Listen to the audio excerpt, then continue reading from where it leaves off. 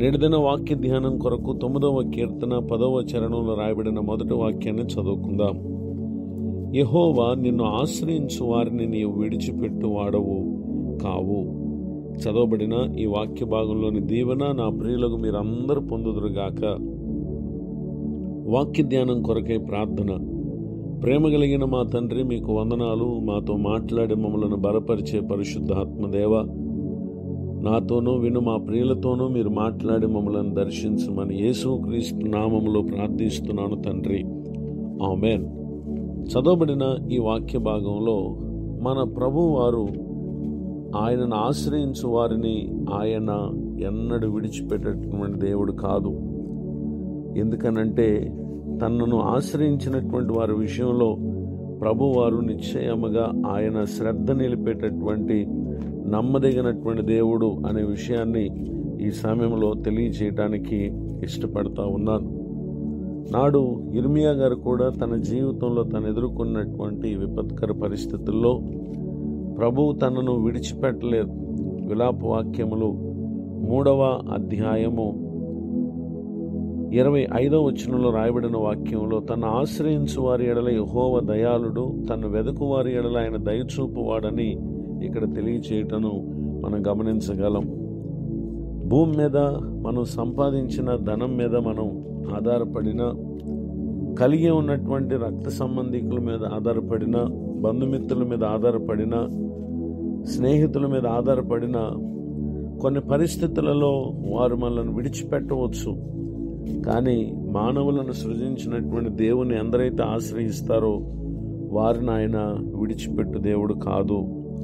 పరిశుద్ధ గ్రంథంలో రాయబడిన ఒక సంఘటన మనం పరిశీలన చేస్తే, అపోస్తలుల కార్యములు 16వ అధ్యాయము 25వ వచనంలో రాయబడిన మాటను చదువుకుందాం.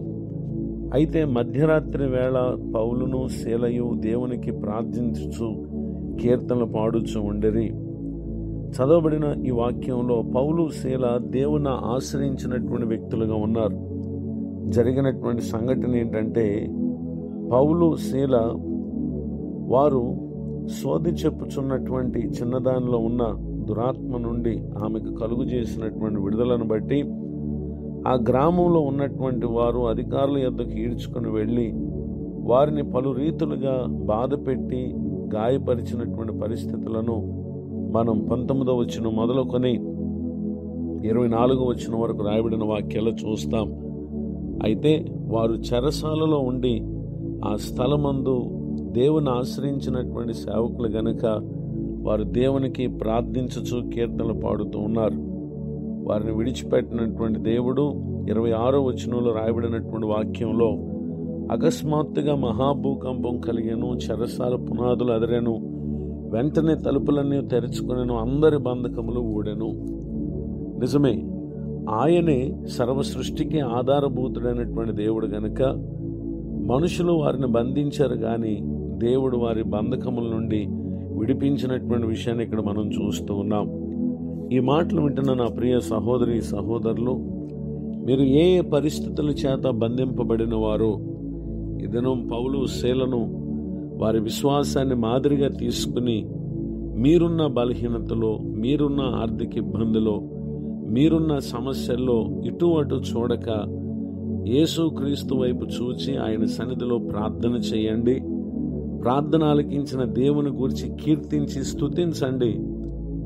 నిశ్చయముగా ఇప్పటి వరకు చూడని ఆశ్చర్యకరమైనటువంటి కార్యాన్ని పరిశుద్ధాత్మ దేవుడు ఈ మాటలు విని విశ్వసించి ప్రభు సన్నిధిలో ప్రార్థించి కీర్తించే వారి జీవితాల్లో ఆయన చేయబోతున్నారు అని చెప్పటానికి దేవుని సేవకునిగా సంతోషిస్తున్నాను. ఈ మాటలు విన్న నా ప్రియులకు మీరు నేడు విన్న ఈ వాక్య ధ్యానంలోని దీవెనలు నిశ్చయముగా మీరు పొందాలని ప్రార్థించుచు కోరుతూ ఈ మాటలు ముగిస్తున్నాను. ప్రార్థన. ప్రేమ కలిగిన మా తండ్రి, వందనాలు. నేడు విన్న ఈ మాటల ద్వారా మమ్మలను పరిశుద్ధాత్మదేవ దర్శించినందుకు స్తోత్రం. దైవజనులను, వారి కుటుంబాన్ని, వారు చేస్తున్న సేవ పరిచర్ను దీవించండి ప్రభువా. ఈరోజు మరి ఒక నూతన సంవత్సర దయాకిరీటాన్ని పొందినటువంటి మా ప్రియులను, వారి కుటుంబాలను మీరు దీవించండి. కృంగిన వారిని, దుఃఖితులను, వేదనలో ఉన్న వారిని దర్శించి వారిని ఆదరించమని మీ సేవకునిగా ప్రార్థిస్తున్నాను. నేటి దిన దీవెనలు సమస్త విషయాల్లో మా ప్రియులకు అనుగ్రహించి మేలు కలుగు చేయమని యేసుక్రీస్తు నామములో ప్రార్థిస్తున్నాను తండ్రి.